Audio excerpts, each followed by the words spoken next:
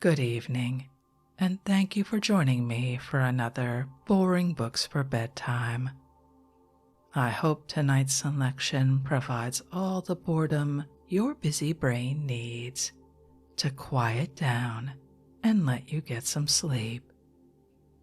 Before we begin, I'd like to give a special shout out of thanks to some new members of our Patreon family: Emily, Jay, Nancy, and Melissa. Thank you all so much for supporting this podcast. By becoming members of Patreon, you help us remain 100% listener supported and ad-free for everyone, and it's very much appreciated. If you're interested in supporting Boring Books for Bedtime and finding out more about the perks available to subscribers, including exclusive episodes heard nowhere else, you'll find a link to Patreon in the show description. You'll also find a link to buymeacoffee.com, where you can support us with a one-time tip, no subscription required. I hope you'll take a moment to check them out. Now, let's read and relax. Find a comfortable spot. Adjust your volume. Take a nice deep breath in. Let it out slowly. And off we go. Tonight, let's relax with more from a classic of organizational efficiency as we read from Robert's Rules of Order for Deliberative Assemblies, including Part 1, Rules of Order, a compendium of parliamentary law based upon the rules and practice of Congress, and Part 2, Organization and Conduct of Business, a simple explanation of the methods of organizing and conducting the business of societies, conventions, and other deliberative assemblies, by Major Henry M. Robert, Corps of Engineers, United States of America. First published in 1876 by S.C. Griggs and Company, Chicago. Let's pick up right where we left off in the middle of Part 1, Rules of Order. Let's begin. Incidental motions. 14. Appeal. Questions of order. A question of order takes precedence of the question giving rise to it, and must be decided by the presiding officer without debate. If a member objects to the decision, he says, "I appeal from the decision of the chair." If the appeal is seconded, the chairman immediately states the question as follows: "Shall the decision of the chair stand as the judgment of the assembly?" The word assembly can be replaced by society, convention, board, etc., according to the name of the organization. This appeal yields to privileged questions.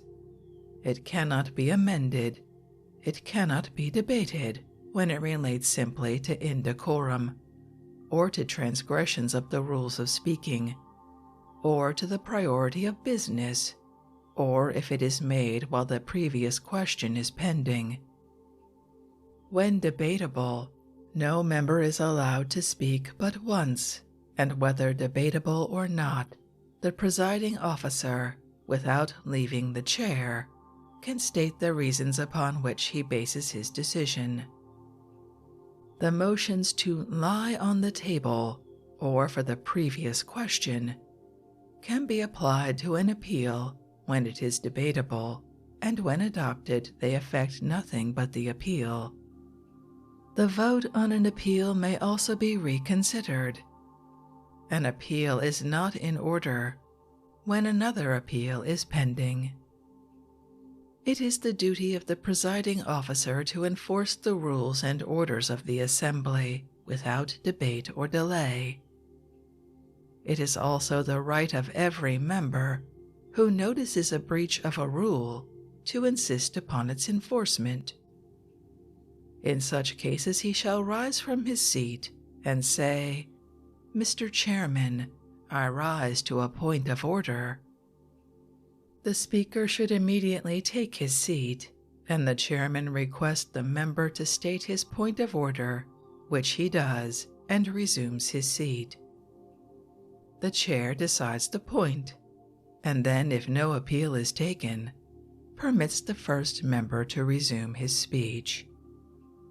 If the member's remarks are decided to be improper, and anyone objects to his continuing his speech, he cannot continue it without a vote of the assembly to that effect. Instead of the method just described, it is usual, when it is simply a case of improper language used in debate, for a member to say, "I call the gentleman to order." The chairman decides whether the speaker is in or out of order, and proceeds as before. The chairman can ask the advice of members when he has to decide questions of order, but the advice must be given sitting to avoid the appearance of debate, or the chair, when unable to decide the question, may at once submit it to the assembly.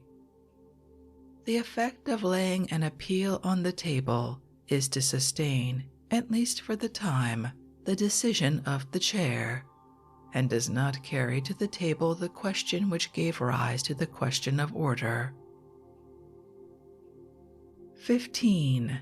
Objection to the consideration of a question. An objection can be made to any principal motion, but only when it is first introduced before it has been debated. It is similar to a question of order, in that it can be made while another member has the floor and does not require a second. And as the chairman can call a member to order, so can he put this question if he deems it necessary upon his own responsibility. It cannot be debated or have any subsidiary motion applied to it. When a motion is made, and any member objects to its consideration, the chairman shall immediately put the question, "Will the assembly consider it?" or "Shall the question be considered or discussed?" If decided in the negative by a 2/3 vote, the whole matter is dismissed for that session. Otherwise, the discussion continues as if this question had never been made. The object of this motion is not to cut off debate, for which other motions are provided, see section 37, but to enable the assembly to avoid altogether any question which it may deem irrelevant, unprofitable, or contentious.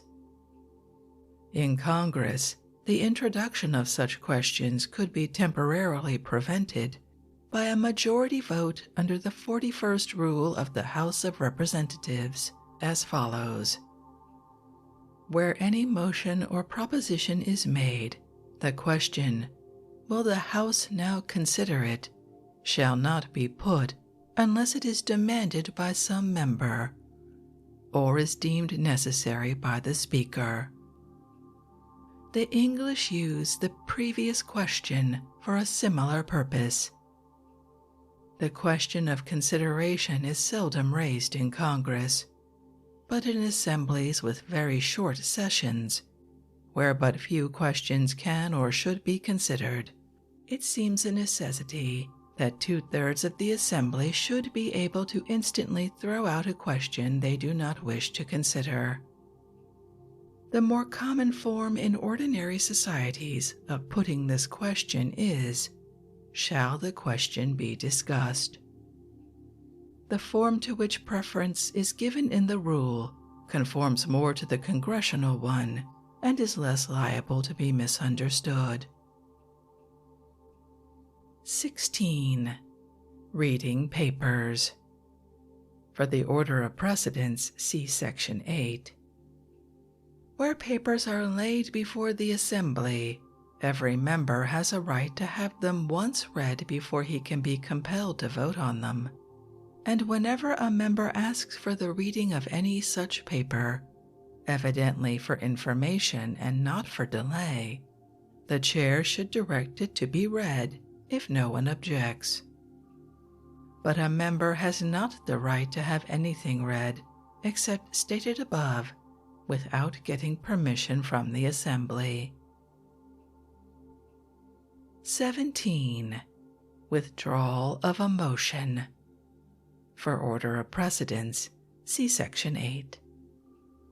When a question is before the assembly and the mover wishes to withdraw or modify it, or substitute a different one in its place, if no one objects, the presiding officer grants the permission.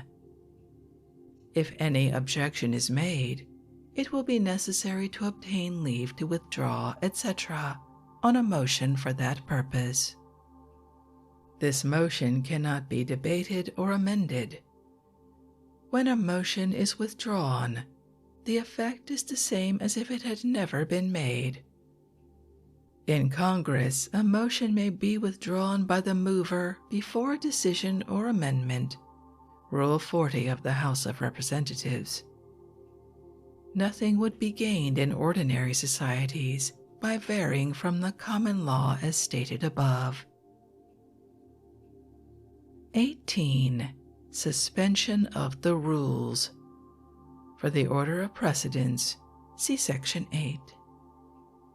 This motion is not debatable and cannot be amended, nor can any subsidiary motion be applied to it, nor a vote on it be reconsidered, nor a motion to suspend the rules for the same purpose be renewed at the same meeting, though it may be renewed after an adjournment, though the next meeting be held the same day. In Congress, it cannot be renewed the same day. The rules of the assembly shall not be suspended except for a definite purpose and by a 2/3 vote. The form of this motion is to suspend the rules which interfere with, etc., specifying the object of the suspension. Subsidiary motions. 19. To lie on the table. This motion takes precedence of all other subsidiary questions and yields to any privileged or incidental question. It is not debatable and cannot be amended or have any other subsidiary motion applied to it. It removes the subject from consideration till the assembly vote to take it from the table. The form of this motion is, I move that the question lie on the table, or that it be laid on the table, or to lay the question on the table.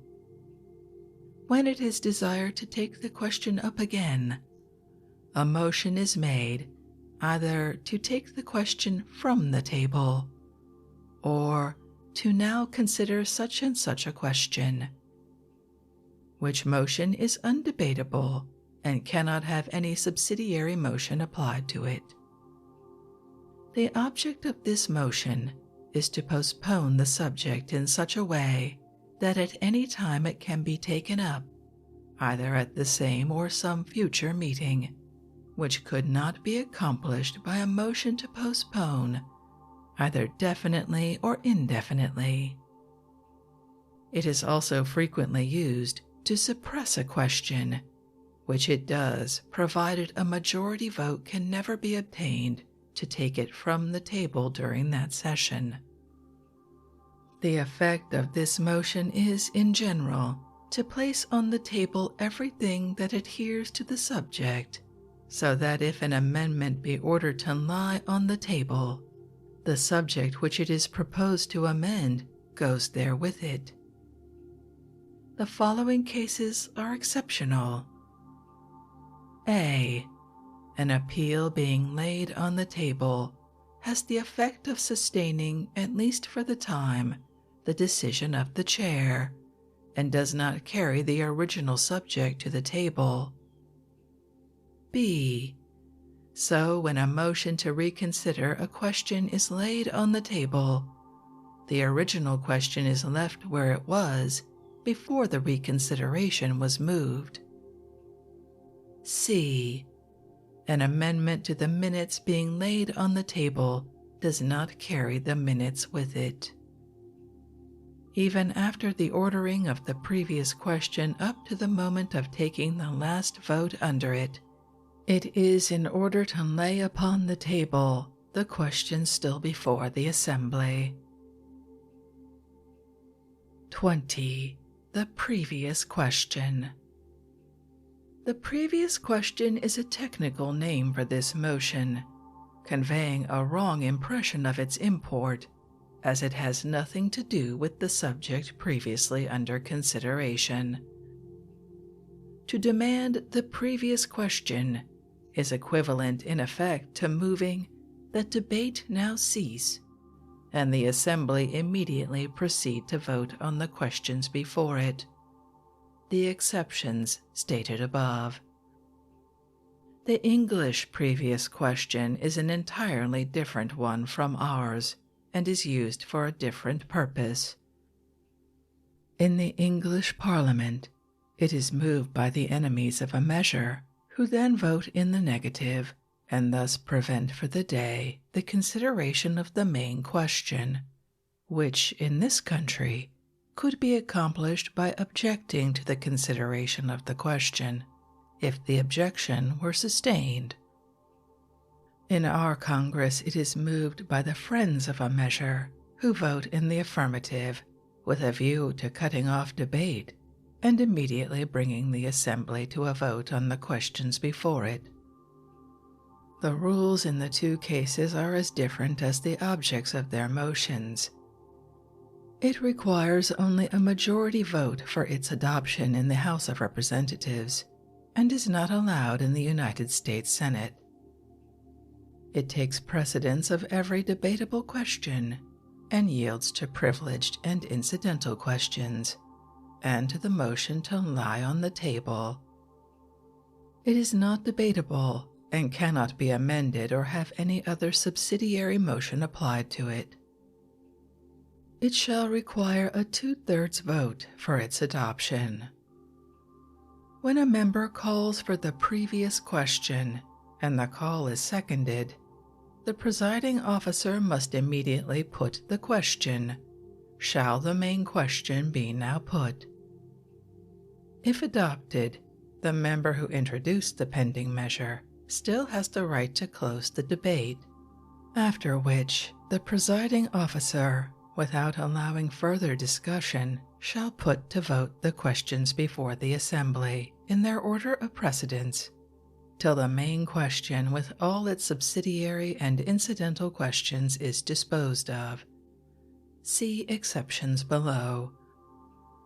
If it fails, the discussion continues as if this motion had not been made. The previous question can be moved on a pending amendment, and if adopted, debate is closed on the amendment only.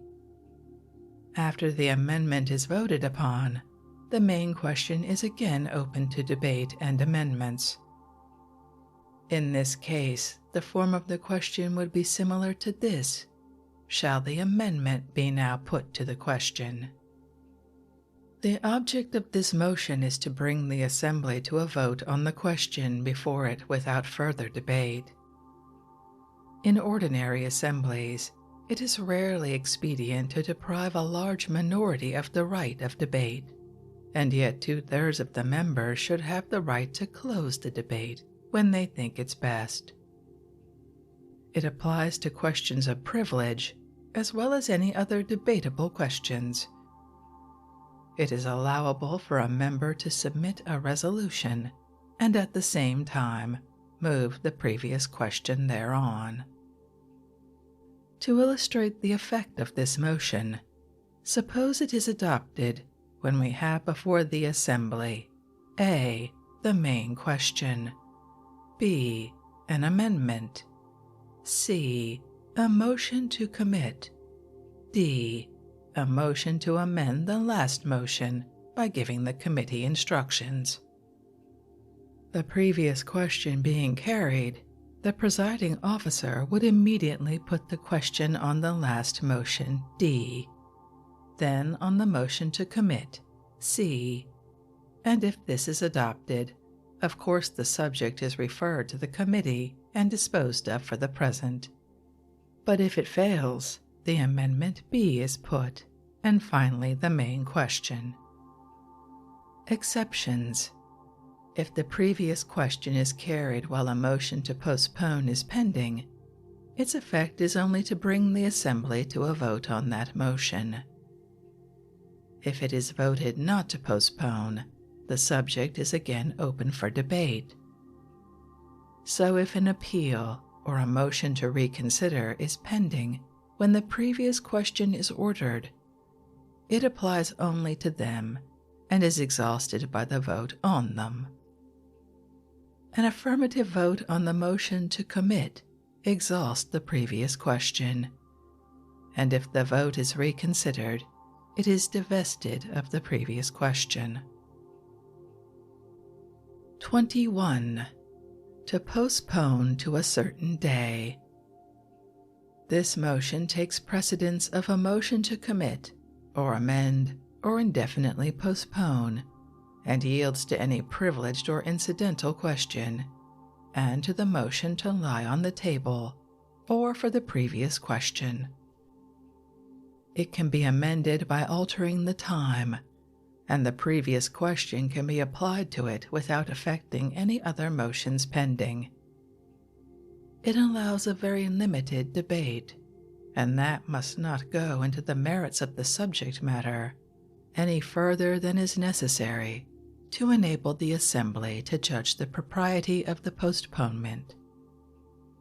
The effect of this motion is to postpone the entire subject to the time specified, until which time it cannot be taken up except by a 2/3 vote. When that time arrives, it is entitled to be taken up in preference to everything except privileged questions. Where several questions are postponed to different times and are not reached then, they shall be considered in the order of the times to which they were postponed.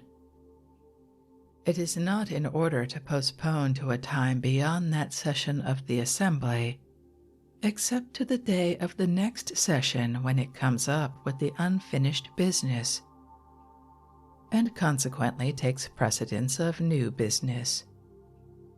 In Congress, a motion cannot be postponed to the next session, but it is customary in ordinary societies. If it is desired to hold an adjourned meeting to consider a special subject, the time to which the assembly shall adjourn should be first fixed before making the motion to postpone the subject to that day. 22. To commit, or recommit, as it is called when the subject has been previously committed.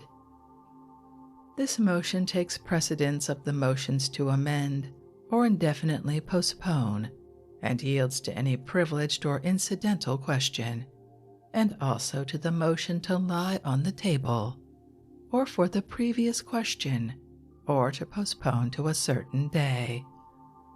It can be amended by altering the committee or giving it instructions. It is debatable and opens to debate the merits of the question it is proposed to commit.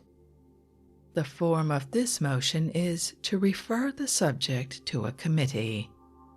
When different committees are proposed, they should be voted in the following order. 1. Committee the whole. 2. A standing committee. And 3. A special or select committee. The number of a committee is usually decided without the formality of a motion, as in filling blanks. The chairman asks, of how many shall the committee consist? and a question is then put upon each number suggested, beginning with the largest. The number and kind of the committee need not be decided till after it has been voted to refer the subject to a committee. If the committee is a select one, and the motion does not include the method of appointing it, and there is no standing rule on the subject, the chairman inquires how the committee shall be appointed, and this is usually decided informally. Sometimes the chair appoints, in which case he names the members of the committee, and no vote is taken upon them. Or the committee is nominated, either by the chair or members of the assembly, no member nominating more than one except by general consent, and then they are all voted upon together, except where more nominations are made than the number of the committee, when they shall be voted upon singly. Where a committee is one for action, a committee of arrangements for holding a public meeting, for example, it should generally be small, and no one placed upon it who is not favorable to the proposed action, and if any such should be appointed, he should ask to be excused.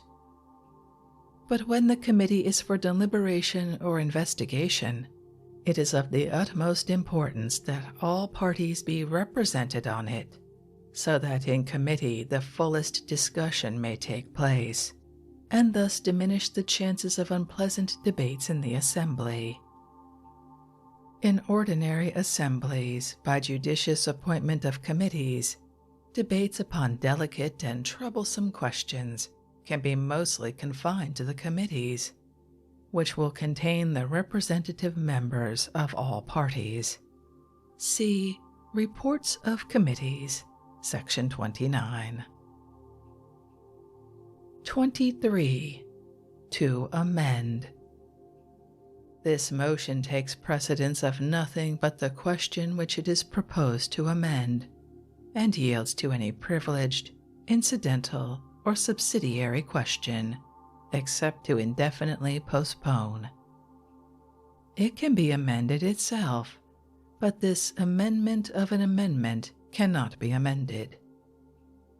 An amendment may be inconsistent with one already adopted, or may directly conflict with the spirit of the original motion, but it must have a direct bearing upon the subject of that motion.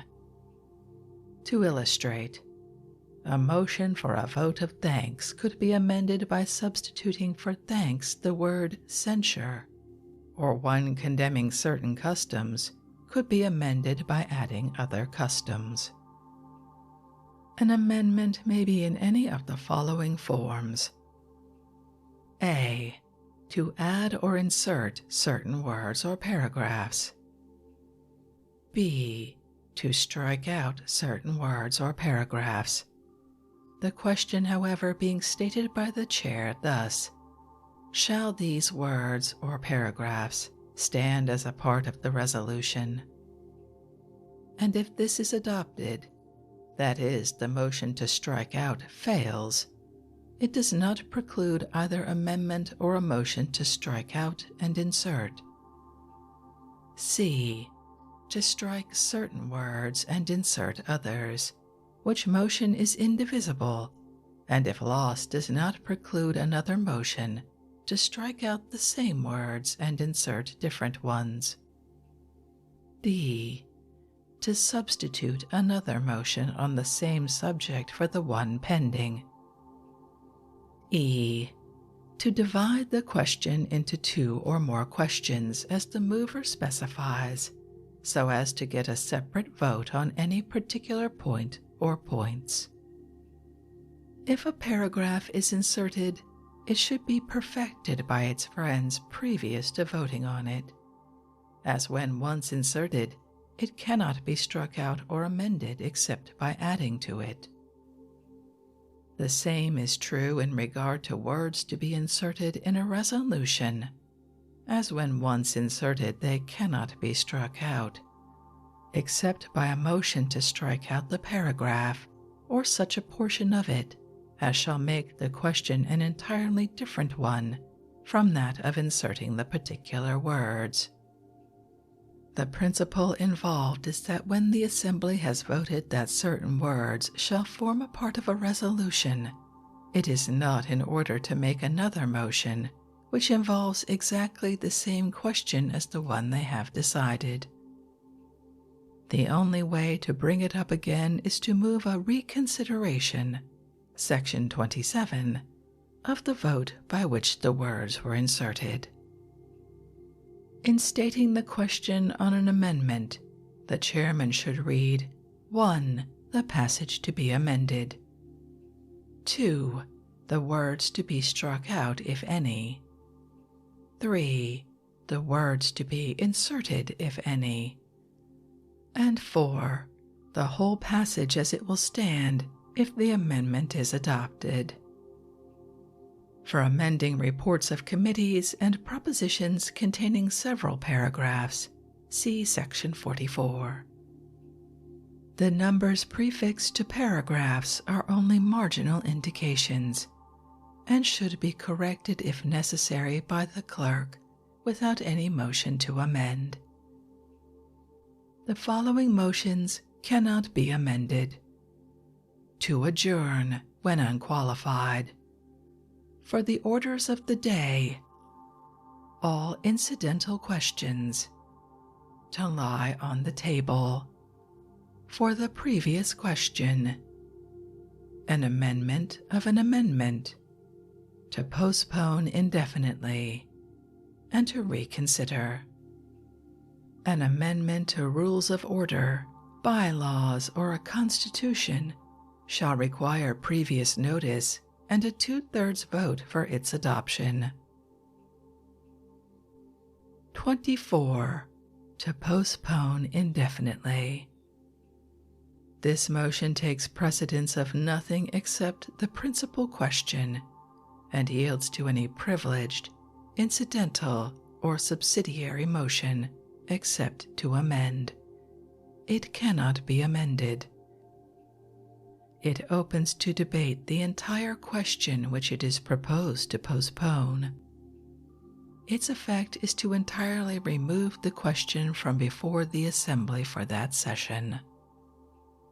The previous question, if ordered when this motion is pending, applies only to it without affecting the main question. Miscellaneous motions. 25. Filling blanks. In filling blanks, the largest sum and the longest time proposed shall be first put to the question. Sometimes the most convenient way of amending a resolution is to create a blank by moving to strike out a certain number or time. It is customary for any number of members to propose numbers to fill a blank without the formality of a motion, these different propositions not being regarded in the light of amendments. Nominations are treated in a similar manner, so that the second nomination, instead of being an amendment to the first, is an independent motion, which, if the first fails, is to be immediately voted upon. Any number of nominations can be made, the chairman announcing each name as he hears it, and they should be voted upon in the order announced until one receives a vote sufficient for an election. 26. Renewal of a motion. When any principal question or amendment has been once acted upon by the assembly, it cannot be taken up again at the same session, except by a motion to reconsider. The motion to adjourn can be renewed if there has been progress in debate or any business transacted. As a general rule, the introduction of any motion that alters the state of affairs makes it admissible to renew any privileged or incidental motion, excepting suspension of the rules as provided in Section 18, or subsidiary motion accepting an amendment, as in such a case the real question before the assembly is a different one. To illustrate, a motion that a question lie on the table having failed, suppose afterwards it be moved to refer the matter to a committee. It is now in order to move again that the subject lie on the table, but such a motion would not be in order if it were not made till after the failure of the motion to commit, as the question then resumes its previous condition. When a subject has been referred to a committee which reports at the same meeting, the matter stands before the assembly as if it had been introduced for the first time. A motion which has been withdrawn has not been acted upon, and therefore can be renewed. 27. Reconsider. It is in order at any time, even when another member has the floor, or while the assembly is voting on the motion to adjourn, during the day on which a motion has been acted upon, to move to reconsider the vote and have such motion entered on the record. In Congress, anyone can move a reconsideration, excepting where the vote is taken by yeas and nays, when the rule above applies. The motion can be made on the same or succeeding day. It must be made, excepting when the vote is by ballot, by a member who voted with the prevailing side. For instance, in case a motion fails to pass for lack of a 2/3 vote, a reconsideration must be moved by one who voted against the motion. A motion to reconsider the vote on a subsidiary motion takes precedence of the main question.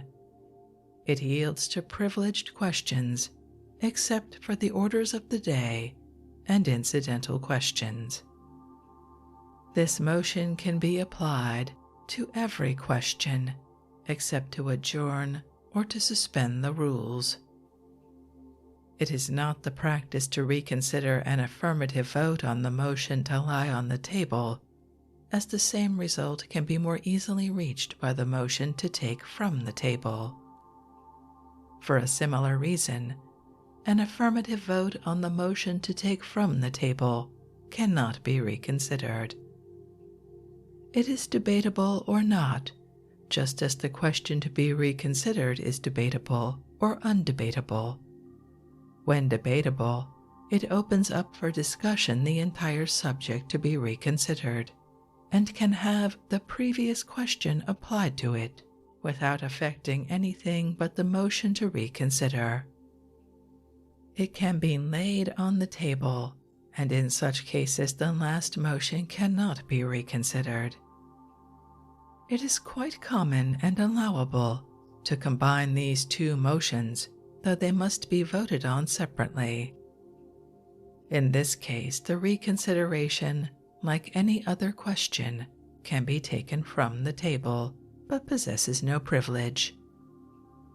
In Congress, this is a common method used by the friends of a measure to prevent its reconsideration.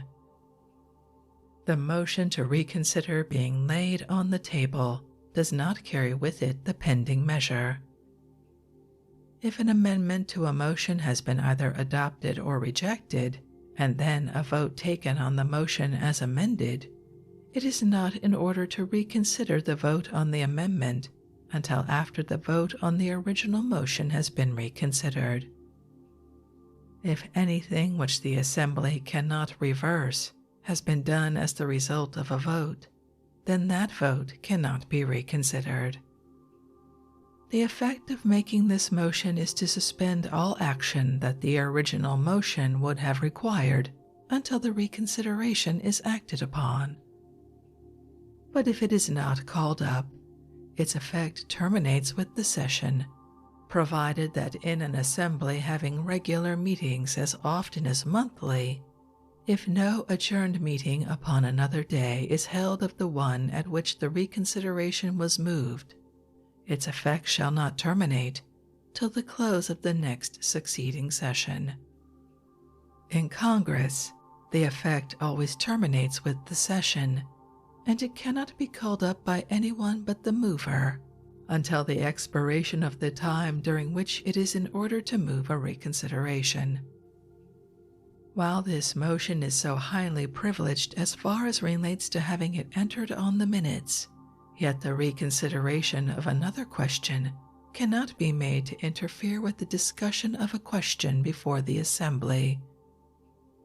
But as soon as that subject is disposed of, the reconsideration, if called up, takes precedence of everything except the motions to adjourn and to fix the time to which to adjourn. As long as its effect lasts, as shown above, anyone can call up the motion to reconsider and have it acted upon, excepting that when its effect extends beyond the meeting at which the motion was made, no one but the mover can call it up at that meeting. But the reconsideration of an incidental or subsidiary motion shall be immediately acted upon, as otherwise it would prevent action on the main question. The effect of the adoption of this motion is to place before the assembly the original question in the exact position it occupied before it was voted upon.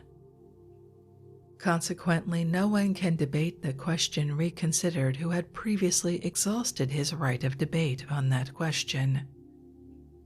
His only resource is to discuss the question while the motion to reconsider is before the assembly. When a vote taken under the operation of the previous question is reconsidered, the question is then divested of the previous question and is open to debate and amendment, provided the previous question had been exhausted by votes taken on all the questions covered by it before the motion to reconsider was made. A reconsideration requires only a majority vote, regardless of the vote necessary to adopt the motion reconsidered. For reconsidering in committee, see Section 28. Note on reconsider. In the English Parliament, a vote once taken cannot be reconsidered, but in our Congress, it is allowed to move a reconsideration of the vote on the same or succeeding day, and after the close of the last day for making the motion, anyone can call up the motion to reconsider, so that this motion cannot delay action more than 2 days, and the effect of the motion, if not acted upon, terminates with the session. There seems to be no reason or good precedent for permitting merely 2 persons, by moving a reconsideration, to suspend for any length of time all action under resolutions adopted by the Assembly. And yet where the delay is very short, the advantages of reconsideration overbalance the evils. Where a permanent society has meetings weekly or monthly, and usually only a small proportion of the society is present, it seems best to allow a reconsideration to hold over to another meeting, so that the society may have notice of what action is about to be taken. To prevent the motion being used to defeat a measure that cannot be deferred till the next regular meeting, it is provided that in case the society adjourn to meet the next day, for instance, then the reconsideration will not hold over beyond that session. This allows sufficient delay to notify the society, while if the question is one requiring immediate action, the delay cannot extend beyond the day to which they adjourn. Where the meetings are only quarterly or annual, the society should be properly represented at each meeting, and their best interests are subserved by following the practice of Congress and letting the effect of the reconsideration terminate with the session. Article 4. Committees and Informal Action. 28. Committees. It is usual in deliberative assemblies to have all preliminary work in the preparation of matter for their action done by means of committees. These may be either standing committees, which are appointed for the session or for some definite time, as 1 year, or select committees appointed for a special purpose, or a committee of the whole consisting of the entire assembly. For method of appointing committees of the whole, see section 32. The first person named on a committee is chairman, and should act as such. Without the committee should see fit to elect another chairman, which they are competent to do. The clerk should furnish him, or some other member of the committee, with notice of the appointment of the committee, giving the names of the members, the matter referred to them, and such instructions as the assembly have decided upon. The chairman shall call the committee together, and if there is a quorum, a majority of the committee, he should read or have read the entire resolutions referred to them. He should then read each paragraph and pause for amendments to be offered.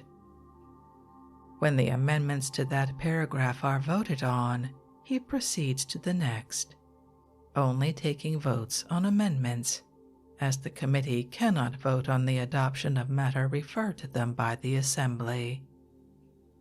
If the committee originate the resolutions, they vote in the same way on amendments to each paragraph of the draft of the resolutions, which draft has been previously prepared by one of their members or a subcommittee.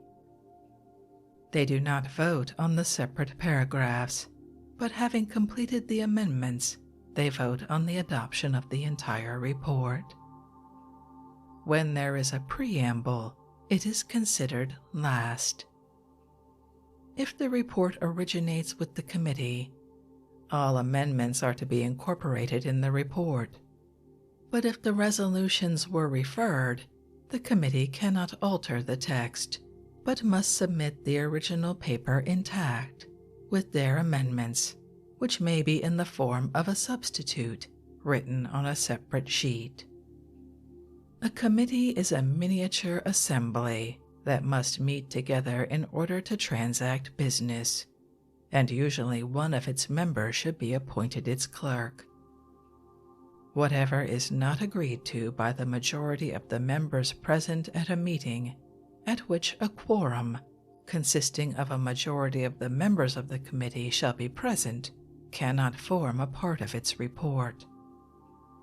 The minority may be permitted to submit their views in writing also, either together or each member separately, but their reports can only be acted upon by voting to substitute one of them for the report of the committee.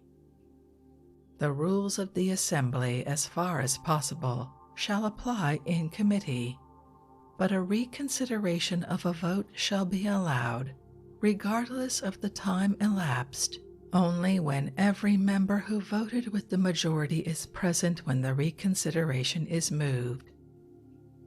Both the English Common Parliamentary Law and the Rules of Congress prohibit the reconsideration of a vote by a committee, but the strict enforcement of this rule in ordinary committees would interfere with rather than assist the transaction of business.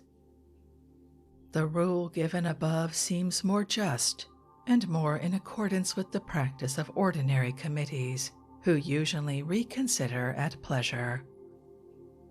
No improper advantage can be taken of the privilege, as long as every member who voted with the majority must be present when the reconsideration is moved. A committee, except a committee of the whole, may appoint a subcommittee. When through with the business assigned them, a motion is made for the committee to rise, which is equivalent to the motion to adjourn, and that the chairman or some member who is more familiar with the subject make its report to the assembly. The committee ceases to exist as soon as the assembly receives the report. The committee has no power to punish its members for disorderly conduct, its resource being to report the facts to the assembly. No allusion can be made in the assembly to what has occurred in committee, except it be by a report of the committee or by general consent. It is the duty of a committee to meet on the call of any two of its members, if the chairman be absent or decline to appoint such meeting. When a committee adjourns without appointing a time for the next meeting, it is called together in the same way as in its first meeting. When a committee adjourns to meet at another time, it is not necessary, though usually advisable, that absent members should be notified of the adjourned meeting. 29. Forms of reports of committees. The form of a report is usually similar to the following. A standing committee reports thus: the committee on, insert name of committee, respectfully report, or beg leave to report, or beg leave to submit the following report, etc., letting the report follow. A select or special committee reports as follows: the committee to which was referred, state the matter referred, having considered the same, respectfully report, etc. Or, for the committee is sometimes written your committee, or the undersigned, a committee. When a minority report is submitted, it should be in this form, the majority reporting as above, the undersigned, a minority of a committee to which was referred, etc. The majority report is the report of the committee, and should never be made out as the report of the majority. All reports conclude with, all of which is respectfully submitted. They are sometimes signed only by the chairman of the committee. But if the matter is of much importance, it is better that the report be signed by every member who concurs.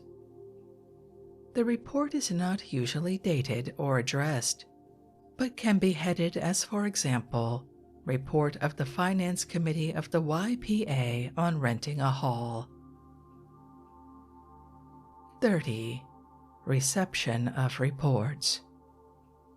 When the report of a committee is to be made, the chairman or member appointed to make the report informs the assembly that the committee to whom was referred such a subject or paper has directed him to make a report thereon, or report it with or without amendment, as the case may be. Either he or any other member may move that it be received, now or at some other specified time. A very common error is, after a report has been read, to move that it be received, whereas the fact that it has been read shows that it has been already received by the assembly. Another mistake, less common but dangerous, is to vote that the report be accepted, which is equivalent to adopting it, when the intention is only to have the report up for consideration and afterwards move its adoption. Still, a third error is to move that the report be adopted and the committee discharged, when the committee have reported in full and their report been received, so that the committee has already ceased to exist. If the committee, however, have made but a partial report, or report progress, then it is in order to move that the committee be discharged from the further consideration of the subject. Usually the formality of a vote on the reception of a report of a committee is dispensed with, the time being settled by general consent.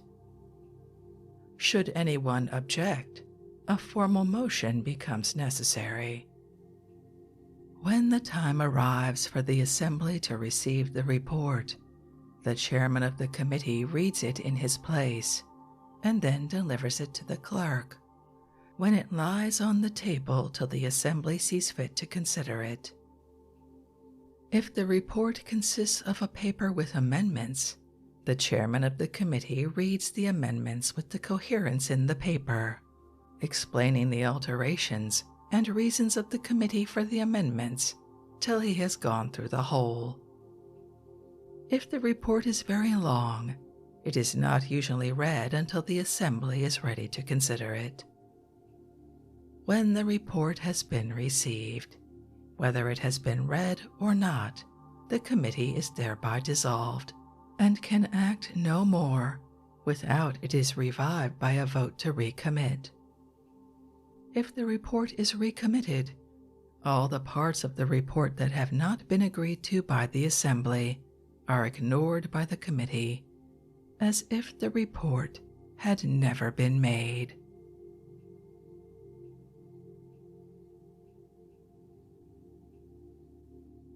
And with that, I think we'll end this evening's reading from Robert's Rules of Order, a pocket manual of rules of order for deliberative assemblies, which once again has me wondering how anything ever gets done in a deliberative assembly. If you'd like to read this work for yourself, or perhaps employ it in your own meetings, as always, you'll find a link to a free ebook from Project Gutenberg in the show description. If you'd like to connect, suggest a boring book you'd like to hear read, or request more from one we've already started, you can drop me an email via our website, www.boringbookspod.com. It's always a pleasure to hear from you. Thank you so much for joining me for this evening's reading. Until our next boring book, good night.